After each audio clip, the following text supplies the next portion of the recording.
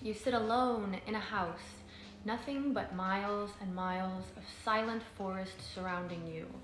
No one knocks at your door. No one knows where you are.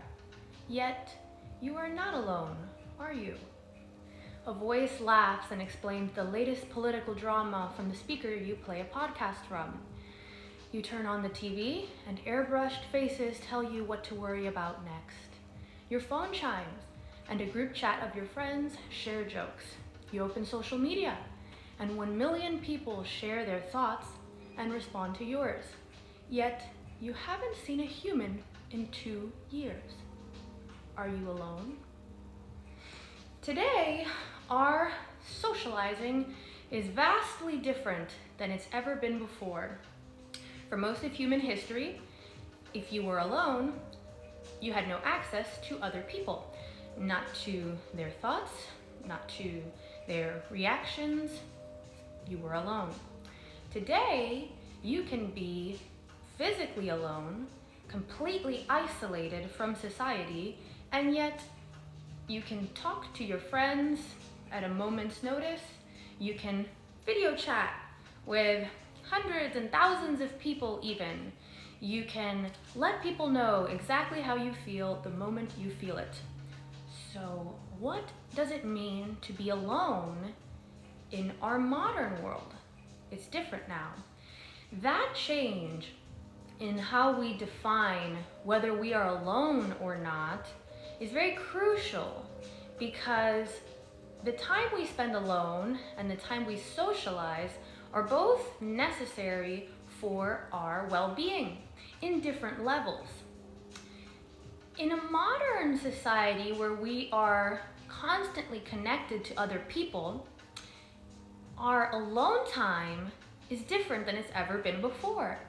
Are you really alone if you're home physically alone and your phone goes off and you check your phone and your friend tells you what they just did? Are you really alone? It's an important thing to think about, because really, when we are exposed to other people's thoughts and feelings, we're socializing. So we're using social media, and while the reaction is often delayed, but sometimes not, if you're texting back and forth or you're calling someone on the phone, that's an immediate response. So that's not really alone, is it? This is a big difference for human beings. Previously, you only had the ability to immediately interact with someone if they were physically in front of you. So today, we need to change our definition of alone to fit this hyper-connected society. We need to define when we are truly alone. And that's an interesting thing, because if you think about alone as being completely disconnected, unable to be reached by others, so that means no phone whatsoever, no TV, no podcasts, no ability to be in communion with other thoughts, essentially. And this is most of human life was alone. Besides your immediate family, if you walked out to the fields, you didn't have a podcast to listen to, you didn't get a text message from your friend, you were completely alone with your own mind. And that's an interesting state of being. And it's one that we are rapidly losing. And there are times when that's fine. You know, we do need to socialize, and we're gonna get to why that's important. But we also do need to spend time alone. And as the time that we are alone shrinks, it becomes a choice. It is now your choice whether you will be alone or not. Today, you can be completely in company with other people's thoughts every waking moment if you prefer it. The moment you open your eyes, you check your phone, you have messages. You put on a podcast as you walk to the kitchen for your coffee. You move to your desk. You check your emails messages from people, you check social media, you see what people are reacting to, you take lunch break, you turn on the news. So you have more opportunities to be in contact with other people and other people's ideas than ever previously in human existence. Now, let's move on to where this concept is going. Privacy regulation theory. So this was a theory developed by a social psychologist named Erwin Altman in 1975. So that's before the internet was even a thing. This theory about socializing looks at socialization in a more nuanced framework. Rather than viewing our social needs in terms of introvert and extrovert, which that's still valid and that can be something you use to understand yourself, but introvert and extrovert implies a more static social need. If I am an extrovert, I always prefer socializing. If I am an introvert, I always prefer less socializing. But that's not necessarily true. There are days when the extrovert does not want to socialize, and there are days when the introvert does want to socialize. So that difference, that change from our desire to socialize to our desire to abstain from socializing is explained by privacy regulation theory. So this theory can be seen as a kind of, I like to think of it as a dam. So a dam, you let in water and you let out water. You manage the levels of water mechanically, consciously, rather than just letting it fill up and overflow or never filling it up. If you think of privacy regulation theory as a dam of socialization, you can see how you have the responsibility to decide how much and how little socialization you will accept. So this puts socialization into a much more constant and alive framework to think of it. So, and it also means that we need to be more selective. Rather than let socialization happen to us, we consciously choose based on our needs. So this is an interesting thing because you need to pay attention to yourself, which sometimes we don't like to do. We like to kind of be zoned out on different things. I'm gonna check my phone, I'm gonna hang out with my friends, I'm gonna watch TV, I'm gonna read this book. I'm constantly, external. Whereas checking your socialization levels requires checking in with yourself. So that means, okay, I got an invitation to go out, or better yet, okay, I can check my phone and receive however many messages and comments and share my thoughts and then receive interaction back based on those thoughts. I can do that. But how do I feel right now? Would I benefit from more social interaction? Particularly if it's coming from online, now you want to consider the quality of that social interaction. That's a little more volatile rather than I'm going to hang out with my partner who I know is not going to suddenly launch into a tirade against me or something, well, hopefully. Online, it's a little more volatile. I have started very consciously and strictly limiting my time on social media because you have a chance to encounter things that are going to put you in a negative mood.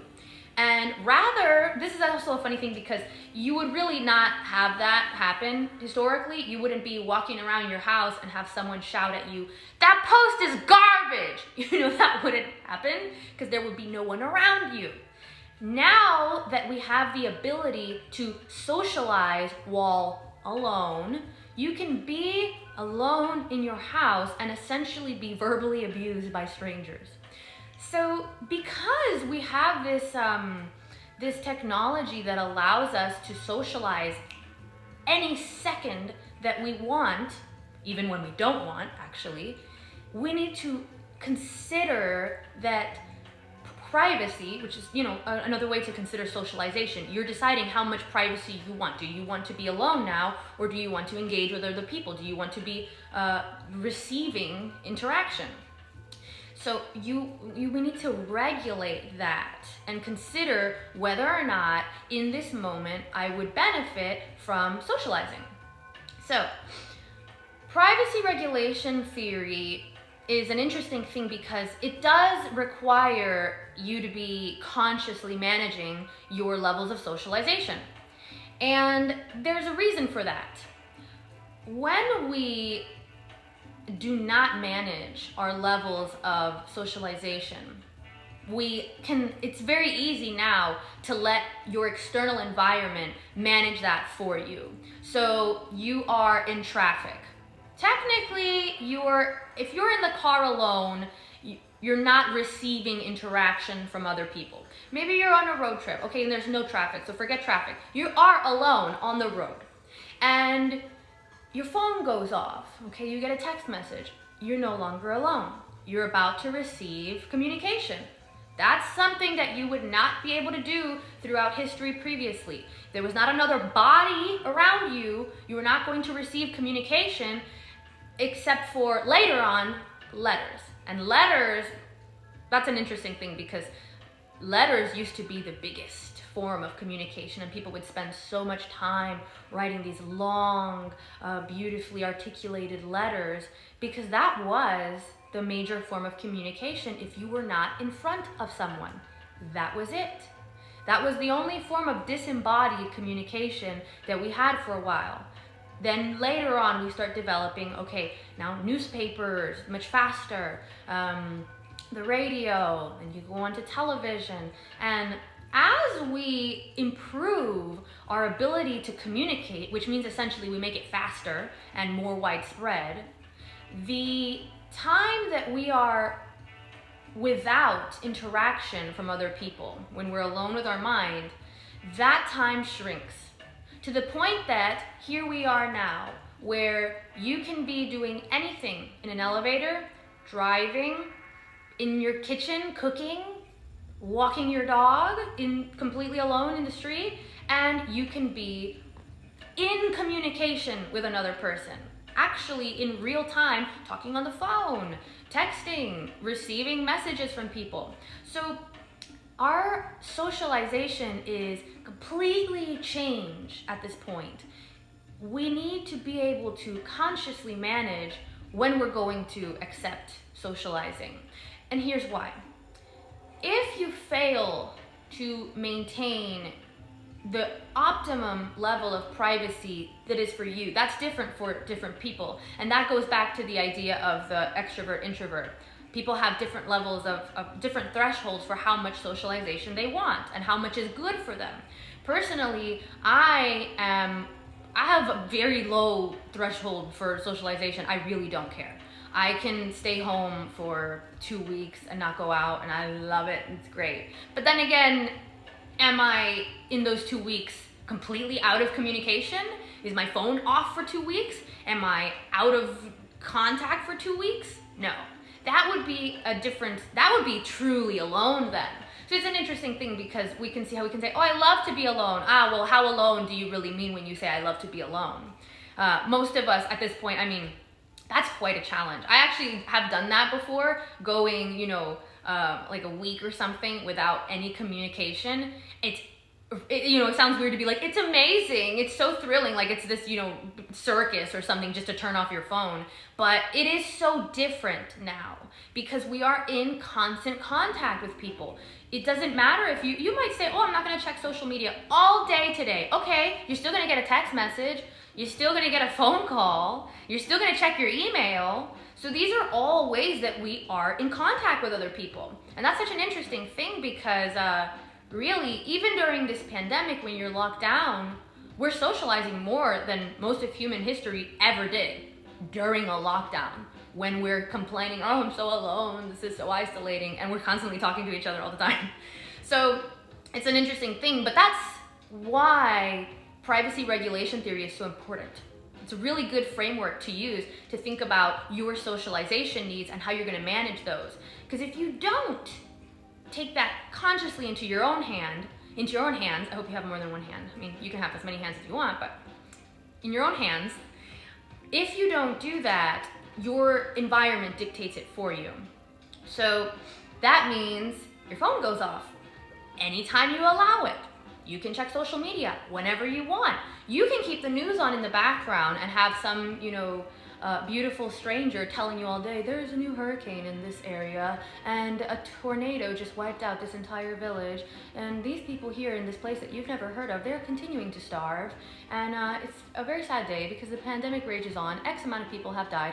You can just have that in the background, just have some anonymous stranger telling you all the world's events all day long. And some people do that because we don't like to be alone. And so we keep these, artificial voices in a way, these anonymous voices on in the background, whether it's a podcast or someone singing to us or someone recounting the day's tragedies. We prefer to hear someone around us. And now we can. I won't get into whether that's healthy or not because that's an entirely different conversation.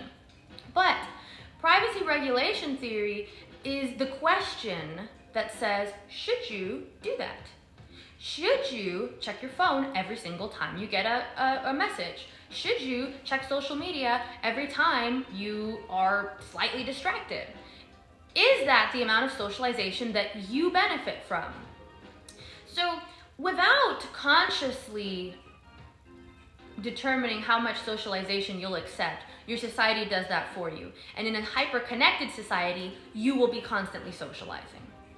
And maybe there are some people that do thrive from being constantly connected to other people. I doubt that.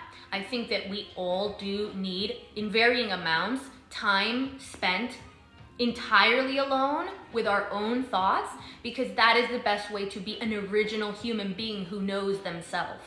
If you are always receiving other people's ideas and thoughts, that's great, but all your thoughts are in response to external stimuli. So you're never giving yourself a chance to see what comes out of your brain on its own. And that's who you are. What comes out of you on your own is more who you are than your response to what is put in front of you. Now, when we don't manage our level of socialization to the way that is best for us, there are consequences to that. And I think that it's almost like the frog in boiling water. It just happens so slowly. It's not like one day you're like, I can't take it anymore. That's not what happens. It's this slow buildup of slight issues. So, and it goes both ways. Too much socialization is just as bad as too little. Though the threshold for people is different, the negative result for not obeying that threshold is the same. So in the case of too much, or rather, let's start with too little. Too little socialization can obviously make you feel isolated. Too little socialization can make you feel more depressed. It can make you feel alienated from your society. This happens at different levels for different people. For me, it's gonna take me a long time to feel isolated. I quite prefer to be isolated, but it doesn't feel like isolation to me. It feels just happy and great. For other people, I have some of my friends, they think I'm absolutely insane. For them, if they don't leave the house once a day, they feel, stressed and panicked. And that's an interesting thing. That's the different threshold. If I socialize too much, then I go to the other extreme. Too much socialization can cause irritation, and worse, it affects you and the people you socialize with. And I think this is an interesting thing to consider with the online world, is that do we get online, do we get on social media truly because we want to socialize? Or are we just kind of bored? Are we just doing it out of bad habit? Because if that's what we're doing, if we're socializing when we don't actually truly want to and need to, then the quality of that socialization degrades. Just as if I don't socialize when I should, the quality of my alone time degrades. So you've probably all, regardless of whether you're introvert or extrovert, once it's time for you to be alone, you probably feel that, I can't wait to just be in my own company. It's a restorative feeling because you're about to restore that balance of socialization to non-socialization. And this is the same way for socializing. I know for me, when I have gone too long, I'll just start to feel unmotivated. I'll start to feel like kind of cagey, a little bit, depressed. And then I realize, I haven't left the house in almost 2 weeks. Time to go out. And so I'll just go out to a cafe, or I'll make, a hangout with a friend. And when I socialize, I'm present and I'm really engaged in that because I want it. It's that same feeling of, yeah, that's right. I want to see people every now and then. And it restores you. And so when we are socializing or spending time alone, but it's not what we need at that time, we need the other side of that, the quality of that time is degraded. And it's degraded and it's damaging even. So particularly in the case of socializing when you need to be alone, you're going to be causing a bit of harm to yourself, and you're also going to be causing a bit of harm to other people. You don't want to socialize with someone who's already past their limit of socializing.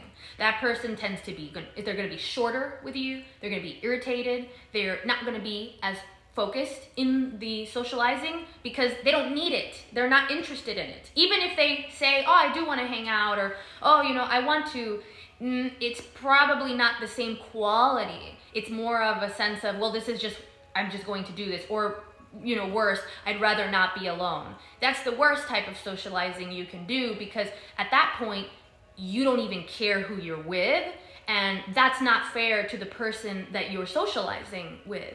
If you're going to hang out with someone, it would be best if you appreciate that person that you're going to hang out with and be interested in them, rather than be like, well, I just need some human being to be around me because I'd rather not be alone. So you want to be around? Okay, you go sit there so I can be alone, so I can not be alone. This doesn't appreciate what socializing is, which is engaging with another person.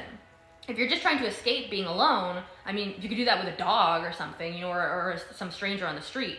So at that point, that person is not going to be as appreciated for their company that a person who's truly saying, yes, I want to socialize. I can't wait to see my friend. We're going to catch up. I'm going to pay attention to what she's saying because I haven't seen her in a bit. Now, so this is the importance of regulating your privacy based on your needs and not letting it go too far one way or the other, because not only does it not help you, in the case of socializing, it doesn't help other people. And I think this is an interesting thing to consider with the online world, because I think a lot of the times we're online and we don't even want to be here. And I don't really want to be engaging with people that don't even really want to engage with me, but they're just in traffic, or they're bored, or they're addicted to their phone. So that's not a person that I really want to be talking to. And, fair enough, we kind of all do that. I think we're all at this level of society mildly addicted to our phones. And I know that sometimes I'm like, I just want to watch this movie, but, I'm just going to look at social media instead. And it's like, I end up looking at it and I'm like, I didn't want to do this, So that's the cost of ignoring that threshold that you have, is that what you choose to do instead of honoring your threshold is going to be less satisfying than it would if it's what you actually needed. Now, privacy regulation theory was born way before the internet was. So this is something that we really need to consider in our modern life when our privacy is almost completely an option at this point. If you want to, you can be in constant contact, text your friends, check social media, listen to podcasts. You don't ever have to be completely alone.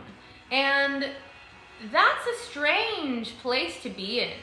I think that it's worth considering how much of the aggression and the depression and just the general stress that we feel in modern life is somewhat related to living in a society now where we're constantly connected to other people, and we're never truly alone unless we very carefully guard that time. You know, sometimes, so I started doing this thing where I don't look at my phone, at least on social media, until 6 p.m. And that has been really great for me, because it's very easy to be like, well, I'm just gonna check it really quick. And you know, I'm in the middle of trying to work, and I'm gonna walk to the kitchen and get something to drink, and let me just look at my phone. And how in the world would I be socializing for 1 minute? How would I have, in, you know, the entirety of human history, how would you have a human being materialize for 1 minute and then disappear? And better yet, a stranger too, not even like, oh, I saw my partner as he walked to the bathroom or something. It's a stranger pops up in your house, that thing is stupid, and then disappears, and then you go back to work. This is a very strange world. And I think the strange thing about it is that we're so used to it. We're really the frogs in boiling water, where a lot of it, the younger you are, the worse it is. We're about to be, you know, baby smartphones at this point, where you're born with your phone and somehow, I don't know, some weird dystopian thing like that. And that's a really tricky thing, because it's your normal then. I am still old enough to know of a time where I didn't have social media, and I was an adult, you know, I wasn't 12 or something, and you know, if I wanted to talk to my friends, you know, we could text and stuff like that, but those things weren't as embedded as they are now. I mean, I don't know how old some of y'all are in here, but I bet if some of us are in here where we're old enough, you can even remember a time where it didn't exist. And that's a really crazy thing. There were times, and it's not so long ago, where if you wanted to socialize, you had to go and arrange that and see the person. Because if not, it was a phone conversation, and you know, that had to be in real time also, which is another weird thing about social media and the internet in general and text messaging, is that it happens not in real time. So I send a text message and my friend can answer tomorrow. So that's kind of missing one of the crucial elements of socializing, which is immediacy. We need to engage together, not you're talking to me at one time and then I talk to you at a different time. That's kind of more like writing letters, which is fine, but we wouldn't really say that writing letters is socializing, it's communication. So here we are in this world where if you are not careful, you will never be alone. And we need to be alone sometimes, and we need to be socializing with other people sometimes as well.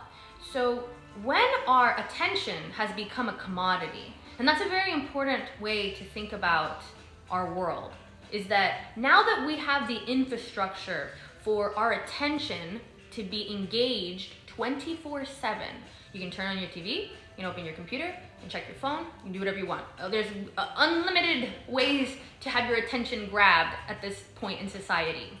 When your attention makes money for people, you need to be the one to take your privacy into your hands and be very careful about the difference there. Because if you leave your attention up to your own environment, it may very well be the difference between losing your mind and improving it. Okay, I'm going to look at your questions now. See, we got a lot of comments.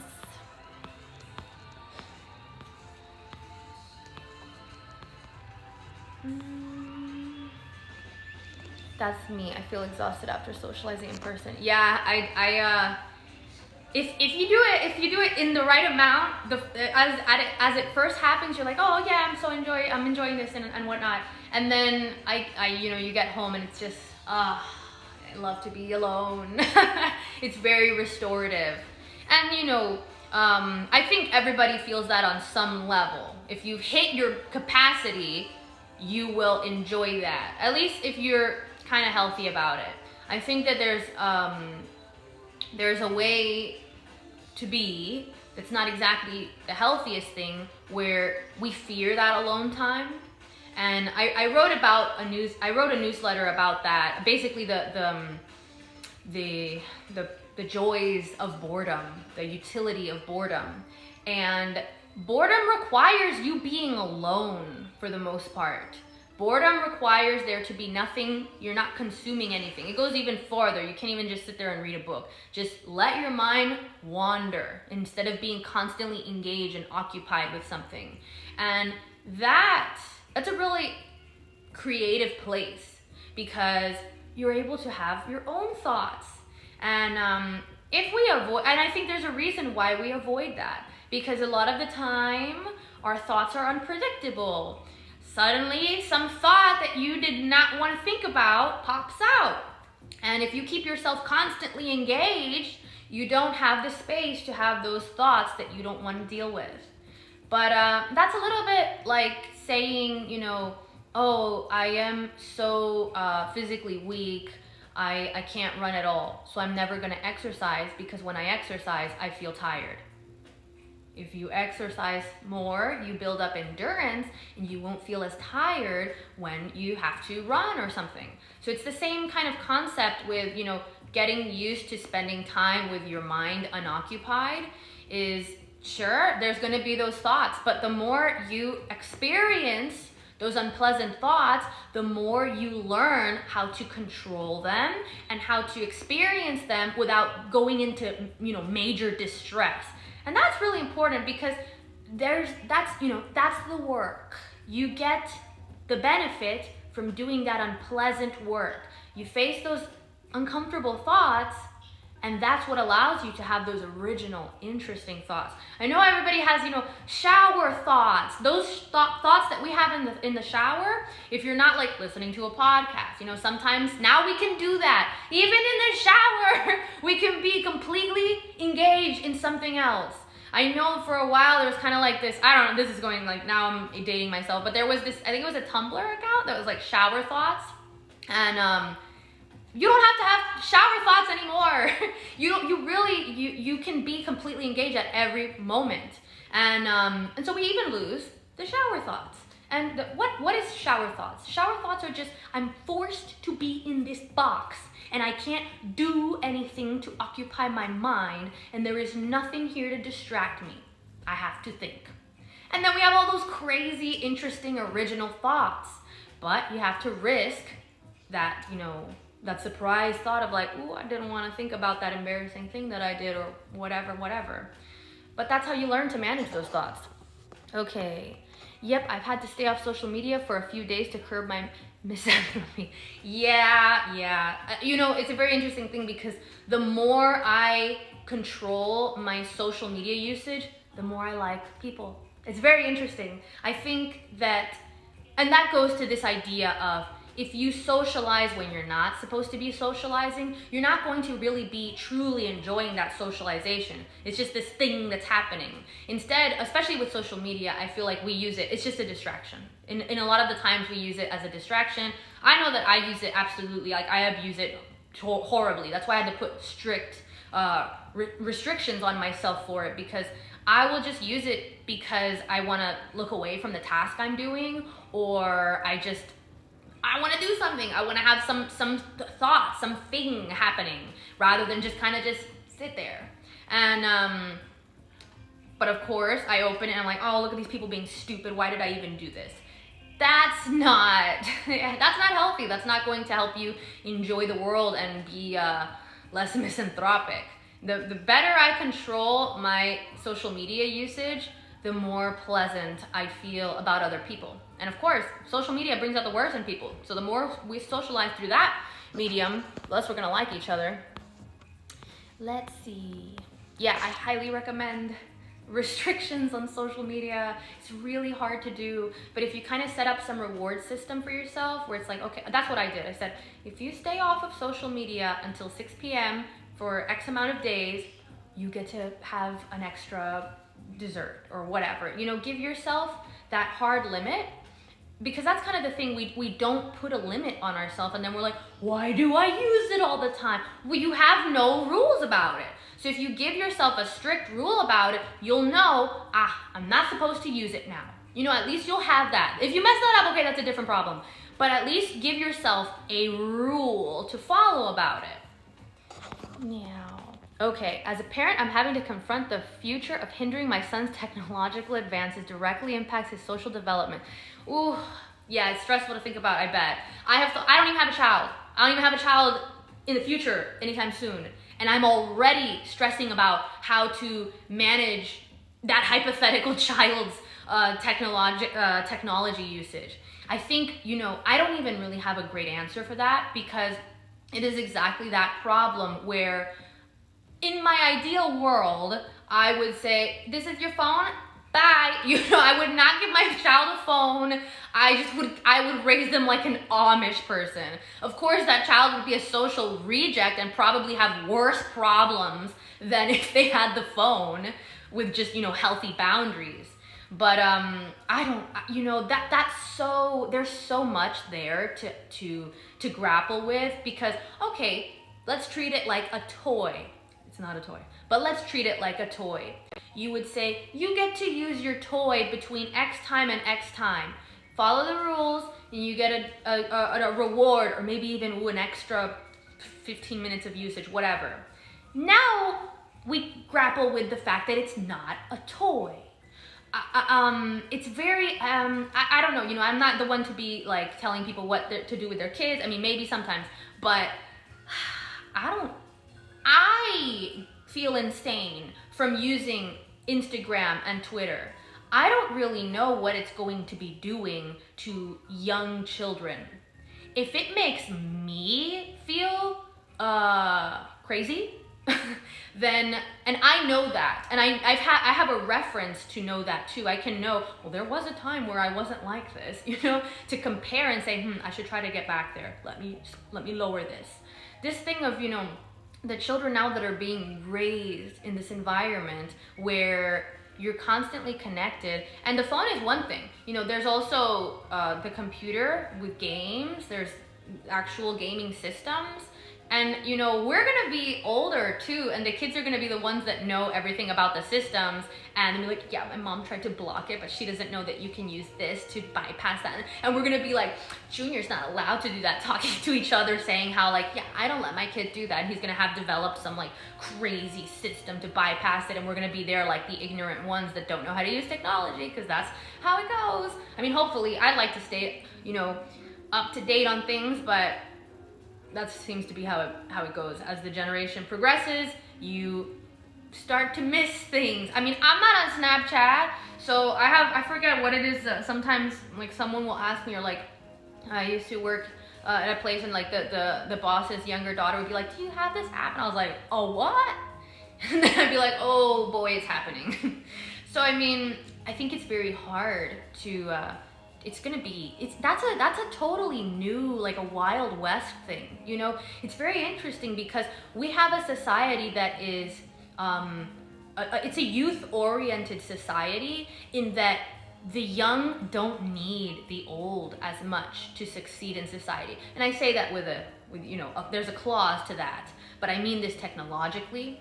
If you look at, there's a proper term for it, I can't remember what it is, but think of it as youth-oriented society and elder-oriented society. An elder-oriented society tends to be a slow-changing society, so that you go to great-great-grandma and she says, this is how you sew a dress. And you need that, because you're going to sew that dress and you're going to sell it. And then you're going to tell your child how to sew a dress, and they're going to sell it. And then whatever, great-great-grandpa says, this is how you quarter a hog or something. I don't know. And you need that, because that's still what you eat, and you still hunt that. So that wisdom still is required to succeed in that society. It's an elder-oriented society. There is nothing that our parents at this point can tell us. Now, again, with a clause, this is per technology. Our parents can't come and be like, oh, honey, you're not using LinkedIn properly. If you want to get a job, you got to make sure to change your profile picture. No, they don't know anything about the technology. The younger generation is the one that can help the older generation to use that technology to succeed in society. So we're the ones saying, oh, grandma, well, if you want to talk to your friends, that's fine. You just got to set up a Facebook, and here you can do on Instagram. Actually, grandma, if you get an Instagram, you can do a group video chat, you know? So we're the ones teaching the elders in our society because our society moves so quickly. And that has to do with the technology, the speed of the technology. Now, that's, of course, there's a lot of things that the older generations can teach us that it's just not reference to the technology. And that's an interesting thing, because how do you manage something in your child's development and life that you won't even understand by the time that they're at that stage? I mean, we'll understand it, no offense, but we will not be as proficient as the generation that's, you know, younger and dealing with it. So there's a lot of challenges there that we just are not even, they're new to the world. Let's see. I remember when it didn't really exist, dial-up internet. Dial-up! I saw some joke on the internet that was like, it played the dial-up sound, and it was like I was hearing some song from my youth or something. I was like, oh, that's that sound. So very insightful. Thank you so much again. What's the dude's name again? Okay, so this newsletter, if you want to know more about it, it's in my bio. It's linked. It says like Weird and Good newsletter of the week or something like that. And so that, the bottom portion, the good portion, will have more details on this concept. The psychologist that authored it is called Erwin Altman. And this theory is privacy regulation theory. Oops. Let's see here. Does journaling writing still count as being alone, or is this just another form of occupying oneself, avoiding boredom, being alone? I absolutely think that journaling and writing counts as being alone. So think about it. When you're alone and you're in the shower, let's say, and no podcast, you're actually alone. You're alone with your thoughts and you're sorting through them. Journaling is an interesting thing because it actually forces you to organize those thoughts.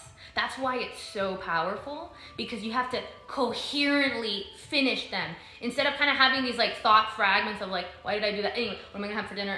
Oh, I read that thing, that's a good idea. Oh, I should watch that movie. Oh, that reminds me of that song. You know, you actually have to write that.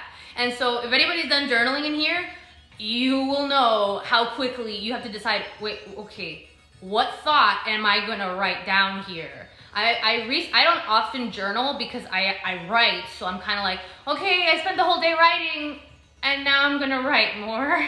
So I don't do it as often as I would like. But when I do journal, I feel like a maniac, because trying to, you know, decide as I'm thinking, and like sometimes my thoughts are so quick and I'm like, just forget that one, I have to keep on this one. You know, you just have to kind of select which thoughts you're gonna go with, and you have to finish that. And you have to decide like coherently, okay, I'm gonna develop this thought. Let me finish this sentence, you know? So it's a good way to, and this is why it's used in therapy so much, because you process things. Instead of kind of having that like half thought bouncing around, driving you insane, you go through the whole thought from beginning to end. And you also, there's kind of this like external thing of like, I've set it down. So there's kind of like, I think, a symbolic release in that. But yeah, journaling is absolutely a great way to kind of practice consciously disconnecting, being alone with yourself. And in a way, journaling is boredom, because you're not getting anything external. You're not reacting to a movie or, you know, taking in music and having that affect your emotions. And these are not inherently bad things. I love watching movies, I love listening to music, but I make sure that I'm truly consciously doing that. And some personality types really need to be more careful with that. I am one of these people. I love to have, like, if I'm walking to the kitchen, I'm like, putting on music. Sometimes I'm like, no girl, you don't need music right now. If you're just going to the kitchen for, you know, 5 minutes, just be in the silence. Just be in the silence. And I have to consciously let myself, you know, no, we're gonna just have nothing right now. Just you and your thoughts going to the kitchen. So yes, I totally recommend journaling and writing as a way to channel your own thoughts. let's see. We will talk about it more offline. Yeah, that's a lot. There's a lot there. This is a really interesting point in society time. Technology inverting authority, almost. It'll balance out again eventually. I think it's a really interesting time too. You know, it's there are so many things right now that are very unprecedented. And that's the strange thing, is that we're in this is kind of this wild west. And I think it's funny because I shared this this short essay. It's not even an essay, I think it's like kind of just prose. I don't know how you describe it, but it's fiction, that an author I like wrote the other day on my Twitter, and it kind of summarizes this weird new world where we have just so casually accepted the omnipresence of technology and constant connection in our lives. We just don't even really think about it that much. I mean, I think about it a lot, and I'm still constantly connected. I still have an Amazon Echo. I know I shouldn't. I know that it's tracking me or something, but I still have one. You know, I know every time I log into a website, they're like, do you want the cookies? We're gonna put the cookies. Are you sure you don't want the cookies? Because we're gonna do it anyway. I'm just like, oh my God, you're just gonna, just do it. Just take my information. Just let me pretend that you're not doing that. Just stop pretending that you're gonna ask me and actually obey it. You know, we live in this really strange time where I think there's I don't know if you maybe are familiar with this concept. There's a law in certain countries in Europe, or maybe the EU, whatever, called the right to be forgotten, which sounds so much more philosophical and poetic than it actually is, and it's why I love it. But essentially the idea is that in our world now where you're online and you have almost a footprint online, almost, and if you die or if you change, you have like these fossils left of your past self online. And that can be kind of detrimental, because maybe, and this is gonna be another thing for the younger generation, man, I am so glad I did not have social media when I was young and stupid. I mean, I'm probably like, I was stupid a year ago, but I'm less stupid than I was when I was a teenager. And it seems it's gonna be a really weird thing, and I think it's already starting to become a weird thing for, you know, kids being young and stupid, but publicly and documented. That's a very strange new development. For pretty much all of time, you had, you know, you were able to change. If you made a stupid mistake as a kid, I mean, if you made a really bad mistake, yeah, there were certain, you know, remnants that lingered. Maybe people don't like you anymore, or you lose a job, or you get a criminal record or something. But if you just said stupid things or believed stupid things, you had that freedom to, or the right to have that version of yourself be forgotten. And now that version of yourself is public property. Not only that, it's public property, and it is immortalized. It's cemented into this virtual reality world. So strange. And I really wonder how that's going to limit us, because I could see how that would create an impetus to stay the same, essentially. Sometimes I think about how I was different. I had different views. I mean, people think, you know, oh, she's always been this way. I'm like, when I was like 18, I was like a card-carrying communist, y'all. Like, I was that person. That's why I can critique these ideas so well, like woke ideas and all this stuff, because I was one. I was there. You know, I was in the Tumblr years. I saw it develop, and I was part of it. And so I know how that mentality developed, because I had it at one point. And, you know, but I was able to change. And you only know because I'm telling you. What happens if all those versions of me are immortalized and kept on display publicly? It almost actually makes you want to stay the same. Because unfortunately, it really shouldn't be this way, but unfortunately there's more of a stigma against saying, yeah, I was wrong. I learned, I changed my mind. And you know, I think that's why it's so nasty when you see people digging through someone's archive of social media, and they're like, we found you said one offensive joke 20 years ago. Would you like to apologize for the version of yourself 20 years ago? It's like, no, that person is dead. They're actually dead. They don't exist anymore. It's called transformation and change. And it's a weird thing because, you know, in a way, it's almost easier to say, whatever, yeah, let me just not change my views because I don't have to go through the like growing pains of saying, yeah, I was wrong. So, I don't know. I think that that's kind of a new, again, this is a new challenge that we're going to be presented with. Okay, we're pretty much done, guys. I'm going to end our live stream, this Weird and Good Wednesday here. And yeah, the context of bullying for social media, because, you know, there's a version of yourself essentially that forever exists in a very bullyable fashion if you were, you know, kind of like a stupid kid. And that's your right. Oh my gosh, you know, we need to allow the youth to be stupid and offensive. It's a very interesting thing. We're gonna be here again forever. There's a very interesting thing about this where, you know, when I was a kid, you wanted to be offensive. You wanted to be, you know, a rebel, and you wanted to do the opposite thing. And some of us, you know, depending how obnoxious you were, I was quite obnoxious, as my parents will attest to. When I was younger, some of us wanted to push people's buttons just to push people's buttons. And that's very, like, that's youth. That's pushing the limits. That's testing out different identities. And that requires being wrong a lot.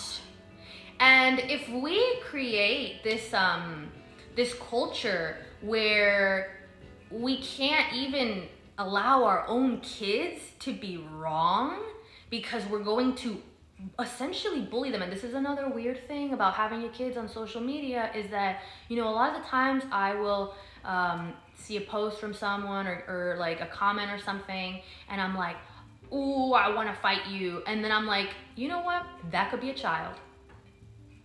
That could be a child. If it's someone that you don't obviously know, oh, this is a public figure or whatever, oh, let me go and investigate the profile. We don't actually know. It's funny, I've seen this before where people kind of pick up these posts and they're like either railing on the post or like, this is what we should do. And it's like someone's that's like 16. That's weird. We wouldn't really do that normally in society. You know, the 16-year-old be in the kids party or like in middle school, whatever 16-year-olds are doing. I think they're in high school, let me not. But you know, like here you have adults, like full-grown adults, cavorting ideologically with children.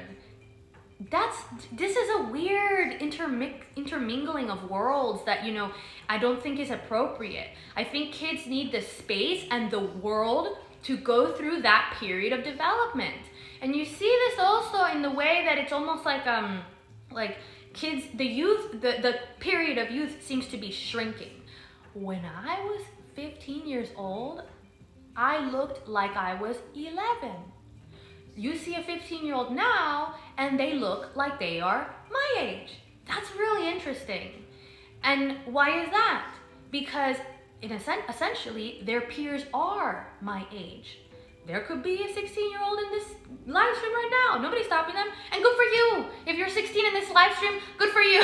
That's better than, you know, being in like, I don't know, like a Kim Kardashian live stream or something. Because that's what most, you know, like a younger children are going to do. They're going to be more attracted to the mainstream entertainment and stuff like that. That's kind of a bit of a tricky subject there, is how do we parse this world where suddenly we're including children, 15 is children, in the world of adults, where we're having very serious, contentious conversations about the most intense topics you can put out, and children are at the table.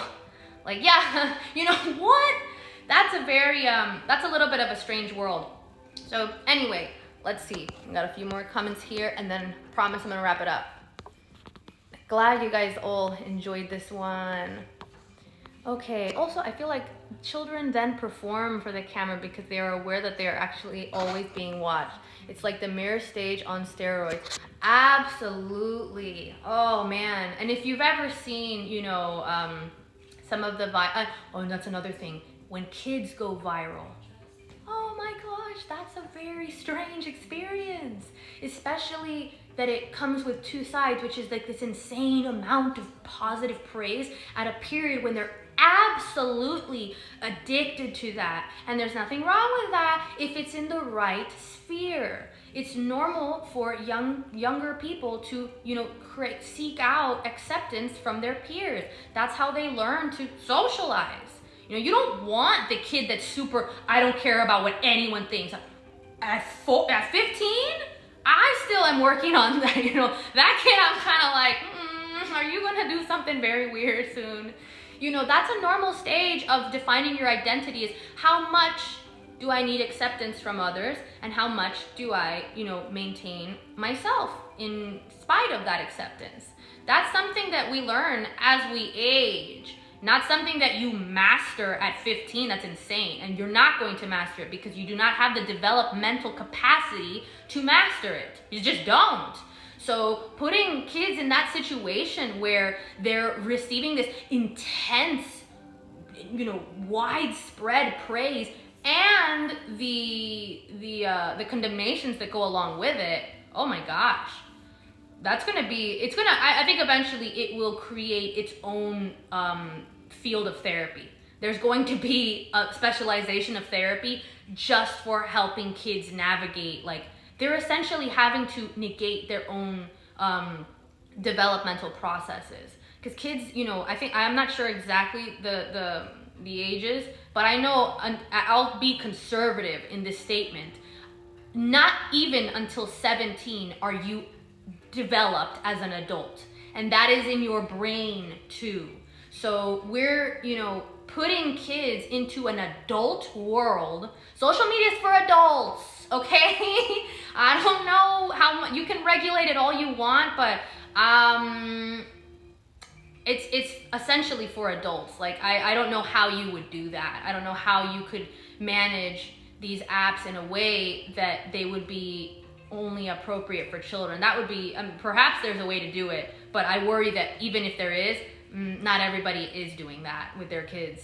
And so you're having kids being put into adult worlds without the capacity to deal with that. We don't do that. It's funny because you have the kid in the high school, and the high school and the middle school are constructed for their developmental needs. Then they get on their phone and boom, adult world. That is a huge disconnect. Very, very strange. So that's really something to consider. And of course, again, that goes, to tie it back into where we originally were. How do you manage? How do you learn to manage your privacy if you've practically never even had it? That's a very, very ominous subject. Okay, prepare your child for the road, not the road for the child. That is such a good saying. So many parents are now overprotecting with trigger warnings and safe places that kids don't learn to figure it out for themselves. Yeah, that's a big problem. I don't know if you're familiar with the book, The Coddling of the American Mind. Jonathan Haidt and someone else. I always forget the second author's name. I'm so sad about it. But that kind of touches on that, how the current generation that is entering university, which is the same generation that, unprecedentedly, I was thinking about the other day how college campuses, you used to have the students protesting to bring on controversial speakers and to take on more controversial subjects. And if there was any type of book that was banned, that's exactly what the college kids wanted to read. Now they're the ones that want to ban the books. Now they're the ones that want to ban the speakers. So that's fascinating development.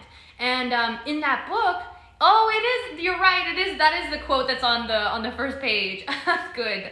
And yeah, in that book, he details how if you link up, the usage of social media, Greg Lukianoff, yes, yeah, that's him, thank you.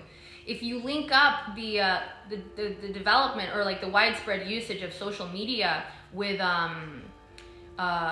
the generations that are in college now and kind of having this cultural shift, they align very perfectly.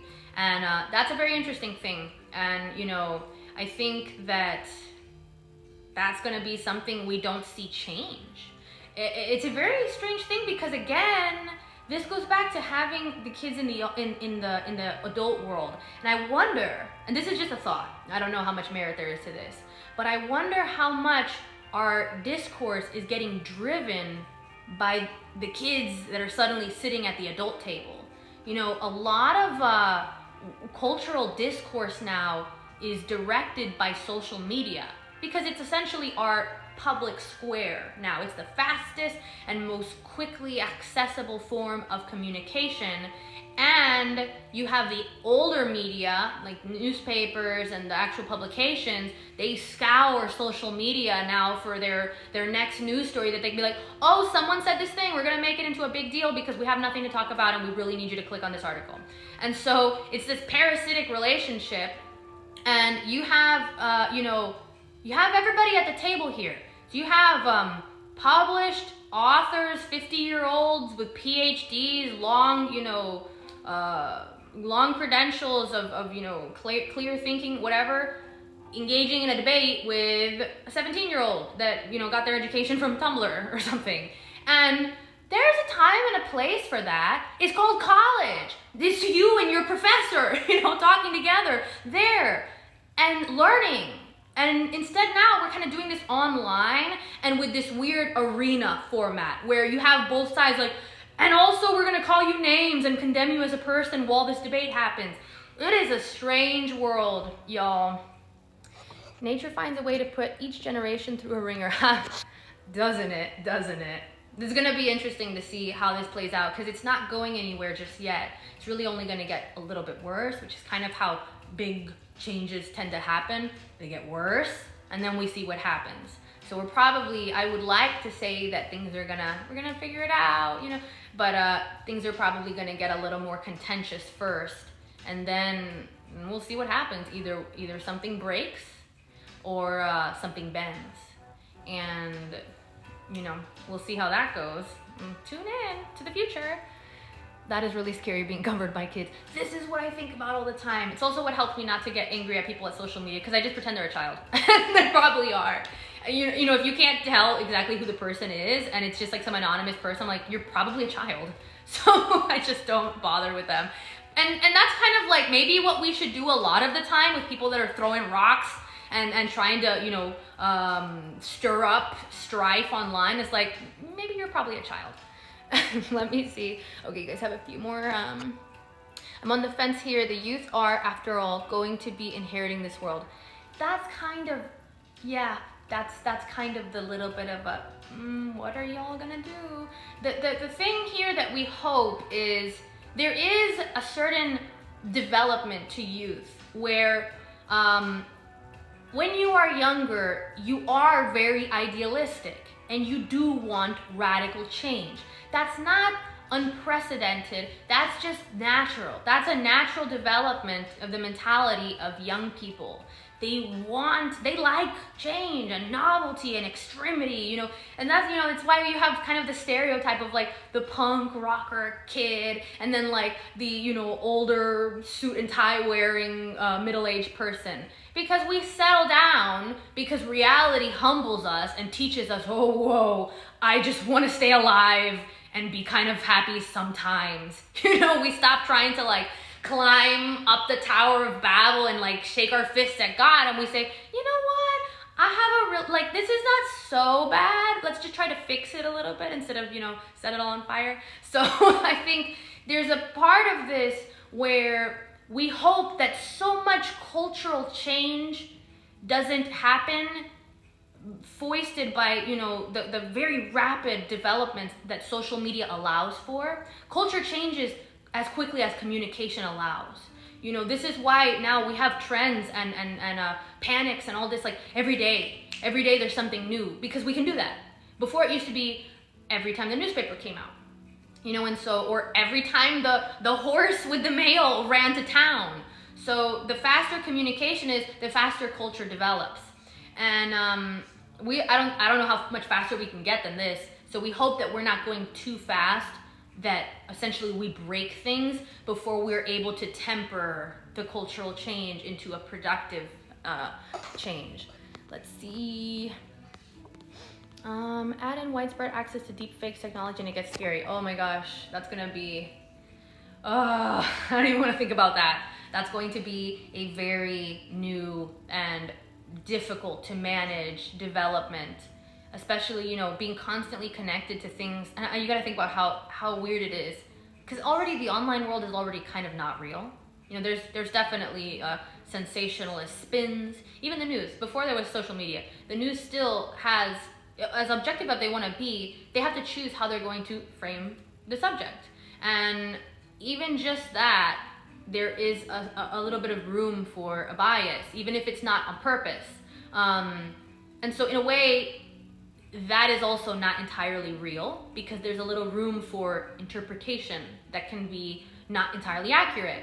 And so now if you have social media, which is, and I see people, sometimes people will share just a random tweet and someone being like, I just saw someone punch someone in the face. And it's like, did you? I don't know who you are. I don't know if you lie. I don't know, And we kind of just immediately are like, yep, that's real, which is a very strange thing. And so we're, in a sense, the online world is very not real in a lot of ways. And I think that warps our thinking a lot. And so you add in legitimately, completely not real things, not just things that are kind of twisted. Oh man, I don't know what's gonna happen. There's a nostalgia for how it used to be, but do you think previous generations also felt that their norms were also problematic in some way? Previous generations also felt that their norms were also problematic. So would that be the generation? I'm gonna answer that in assuming that you mean, okay, so let's take a generation, maybe my mom's generation. Does she think that the norms of her generation were problematic now, or while she was, the young generation? Maybe you mean, I think you mean that while she was young, if she was kind of like railing against the norms of her generation when she was the youth. And absolutely, that's what I think. If that's what you mean, I think so for sure. Because that's the normal, that's kind of the normal development of youth. And I did it too. When I was young, I was like, all this gotta go. This whole society, the whole thing's gotta go.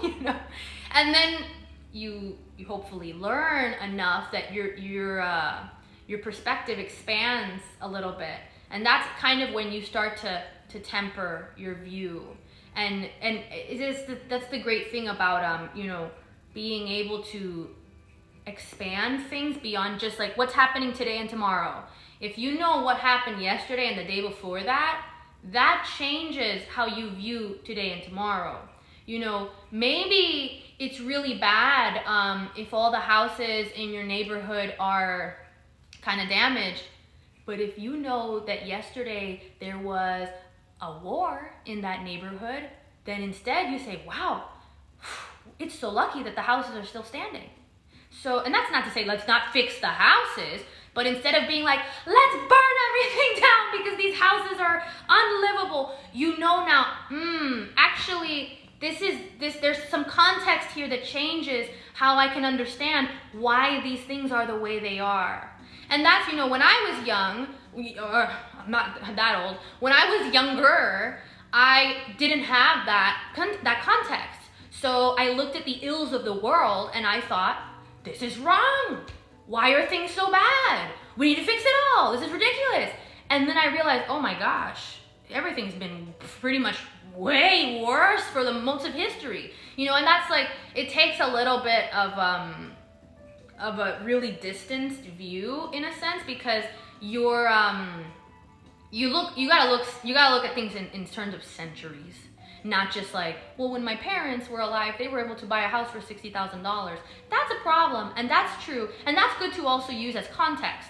But history is a lot longer than just you and your parents, And so I think there's always going to be a tendency of the youth to push against and to want to change the status quo. And let me be very emphatic about this. It's necessary. That is so important. That's where change comes from. Because as we get older, the risk is in not wanting any change. And once the older you get, the more conservative you get. Because you start to feel you have more things, you have children, you have a house now. You don't really want to risk, your small lot that you've managed to accumulate after struggling for decades by, tearing everything down. You kind of just please let things stay relatively okay and the same, And when you're young, you want to tear everything down and change everything. And so that's a balance. That's that crucial balance that builds society. The impetus of the young to tear it down and build it anew, and the temperance of the old to say, slow down, make sure that you know why this was built to begin with before you tear it down. And so this is why it's very important to kind of maintain a balance there. And the question might be, has the balance changed? Not have the youth entirely changed, because I think there are certain characteristics that have changed in the children today, but the really even bigger question is, have we changed as a culture so much that those changes in the youth are sufficient to change our society itself? That's a big question. And so I think that's where, you get into the concern of, the youth want to change things. Well, can they? Are we in a society now where the youth are so much more able that they can actually superimpose their own ideals onto the previous generations? I'm not sure what that looks like. It's usually not good. If you look at it in terms of single figures, so you would not want your child, and let's not say child, obviously you don't want a 6-year-old making the rules, but you don't even want your 18-year-old to tell you, hey, this is how we're gonna run the house or something. You wouldn't really want to take too much wisdom on building a society from your 18-year-old. You'll listen to them and hear what they have to say, but then you'll say, hey, okay, I've actually been alive. So I know you have ideas that you've learned, but I've lived on the planet. So let's see how we can mix these two forms of intelligence together. And but you have to mix them together. The problem there would be being the 18-year-old being like, actually, I think we should, tear the house down and and we should just live in a greenhouse because it's more environmentally, efficient.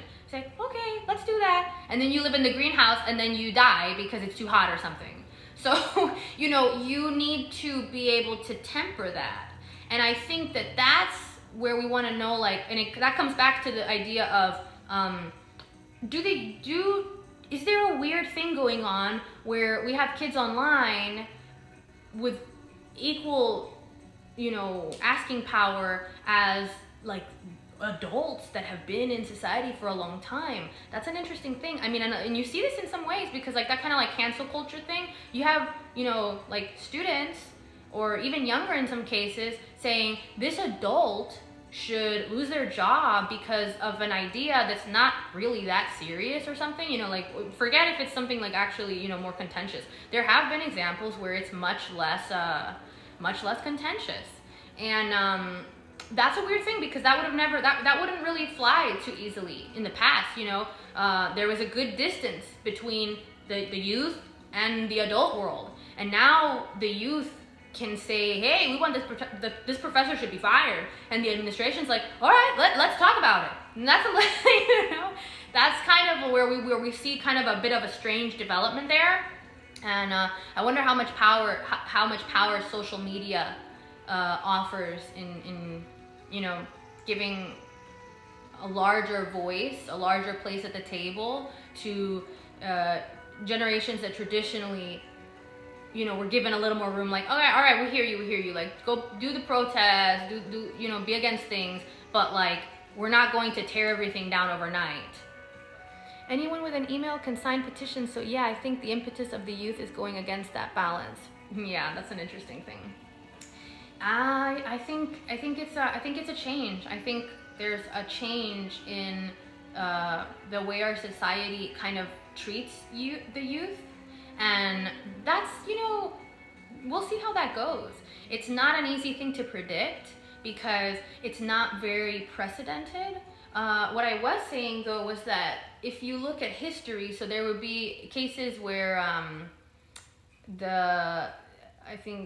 Marcus Aurelius, his son was the one who took over his rule as emperor and of Rome, and he did a horrible job, and he was ultimately executed, or not executed. I think he just he was poisoned, not like executed legally. He was assassinated essentially because he did such a horrible job, even though he had one of the most famous leaders and philosophers and thinkers of that time period, and still today, as his father, because he was a kid.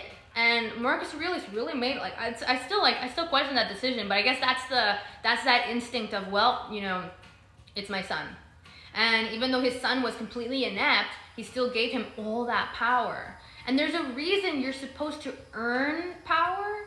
It's because as you earn it, you learn how to wield it.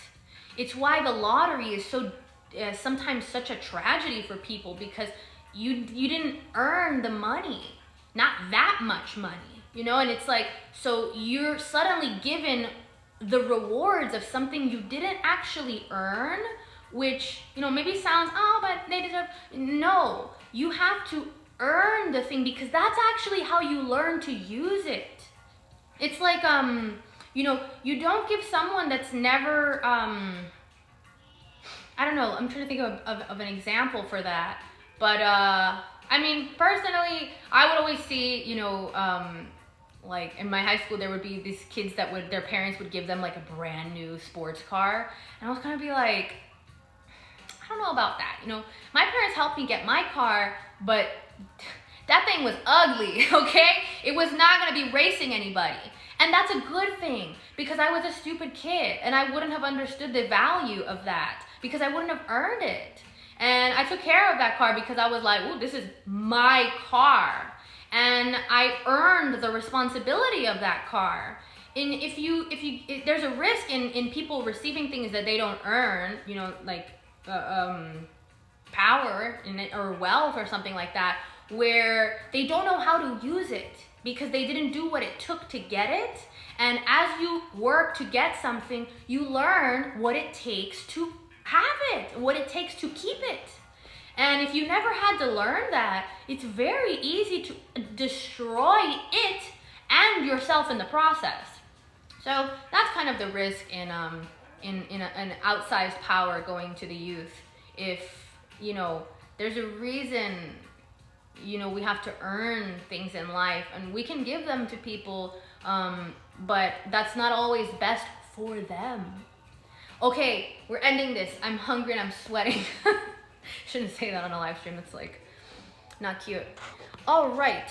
Well, I hope you guys enjoyed this Weird and Good Wednesday. I always say, oh, it's going to be short, and then it's not. It's never short.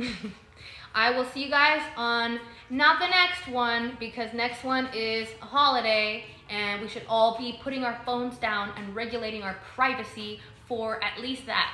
Because ain't nobody want to be at Thanksgiving and then also see people being like, Thanksgiving is a horrible holiday. So I recommend you practice privacy regulation theory during the holidays. It's a very good time to forget that other people that you don't know exist, and just try to focus on who exists around you. I think that's such a healthy thing. We need more of that. We need to be a little more embedded in our actual everyday life that's right in front of us, as opposed to this slightly unreal online world where we cavort with people that we'll never know and never meet. All right, guys, thank you so much for joining. Really glad you guys enjoyed this one, and everybody had such great questions. It's always so enjoyable to answer you guys' questions. All right, see you on the next Weird and Good Wednesday.